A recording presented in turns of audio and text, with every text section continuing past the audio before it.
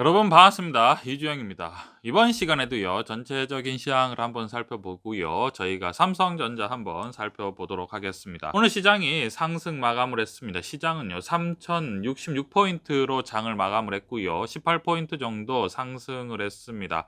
간밤에 뉴욕 증시가 큰 폭으로 상승을 했는데요, 파월 의장께서요, 당분간 금리 인상은 없다라고 못을 받고 2023년 정도까지는 금리 인상이 없을 듯하다라는 뉘앙스의 말씀을 하셨죠. 최근에 인플레이션 우려와 함께 미국 채권 금리가 상승하면서 전체적으로 금리가 조금이라도 더 상승을 할 수 있다라는 어떤 시장의 우려와 염려로 전체적으로 글로벌 증시가 관망세였었는데요.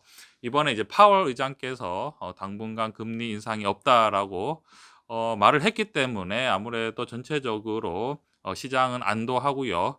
어떻게 하면 또 수익을 낼 수 있을까? 유동 자산이 어디로 이동을 해야 될까라는 아마 그러한 것들에 대해서 지금 계속해서 질문을 던지고 곧 선택을 하지 않을까라고 생각을 합니다. 그런데 문제는 우리가 여기서 이제 주의할 점은요. 분명한 건 지금 충분히 인플레이션 우려가 있는 상황이고요. 그에 맞춰서 채권 금리도 상승하고 있는 상황이죠.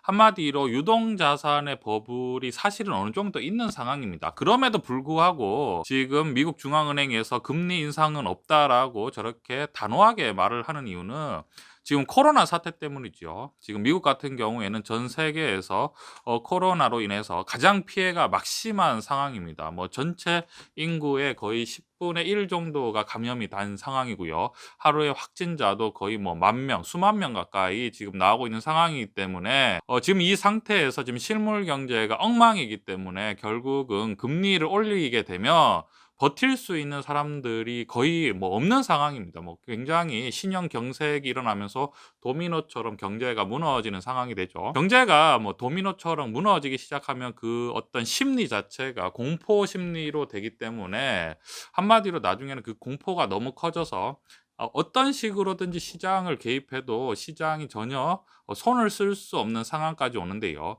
그러한 최악의 상황을 막기 위해서 어느 정도 인플레이션을 어느 정도 이제 인내하면서도까지 인플레이션이 발생을 하지만 어느 정도 참으면서 그 저금리를 유지하겠다라는 말을 지금 하고 있는 상황이죠. 자, 그렇기 때문에 기본적으로 지금 이제 당분간 금리 인상은 없다라고 못을 박았지만 결국은 시장은 굉장히 뭐 안정보다는 불안정할 수밖에 없는 거죠. 지금 시중에 저금리로 인해서 유동 자산이 굉장히 많은 상황입니다. 그렇기 때문에 이번 달은 뭐 3월 달은 금리 인상에 당분간 없다 이렇게 말을 했지만 4월 달에는 또 약간 인플레이션 우려된다. 뭐 이렇게 하면 또 이제 주가가 올라가다가 확 떨어질 수도 있는 뭐 그런 한마디로 변동성이 엄청나게 큰 상황이 되는 거죠. 자, 그렇기 때문에 우리가 여기서 투자를 할 때 굉장히 주의하고 또 안정적으로 투자하는 게 굉장히 중요합니다. 유동성 장세에 약간 투기 수요를 따라다니다 보면 정말 뭐랄까 선수 그야말로 플레이어가 아니면 이러한 장세는 사실은 위험에 노출되기가 굉장히 쉬운 거죠. 그렇기 때문에 우리가 투자를 할 때 조금 더 신중하게 매매를 해야 될 것 같고요. 이런 의미에서 기본적으로 우리가 마음 편하게 우리가 투자를 하면 삼성전자가 제일 좀 뭐랄까 우리가 뭔가 쉽고 그리고 편하지 않을까라고 생각을 합니다.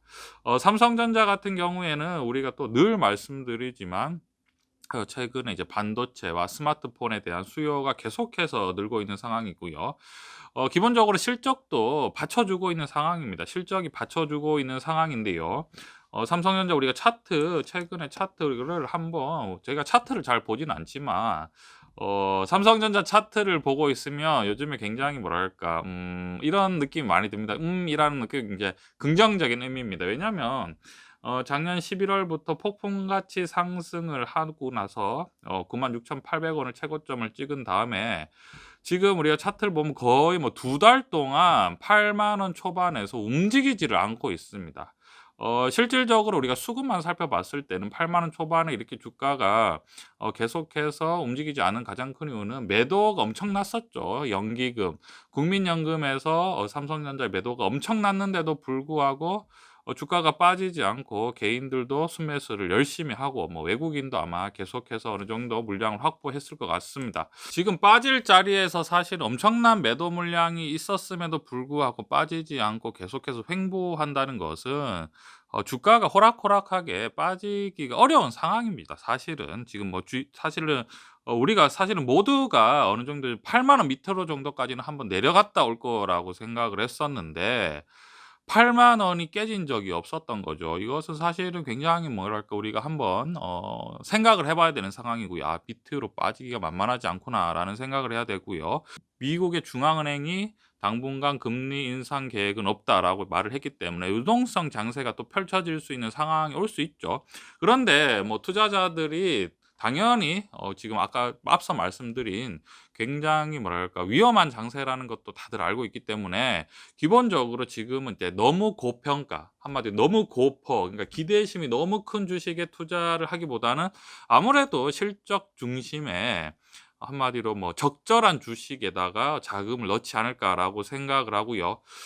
그러한 종목을 우리나라에서 지금 찾았을 때 크기도 크고, 그러니까 외국 글로벌 투자자들이 투자를 하기에 좋고 거기에다 실적이 받쳐주면서 거기에다가 미래에 기대심이 있는 주식을 우리가 굳이 뽑자면 '삼성전자가 가장 적절하지 않을까.'라고 생각을 합니다.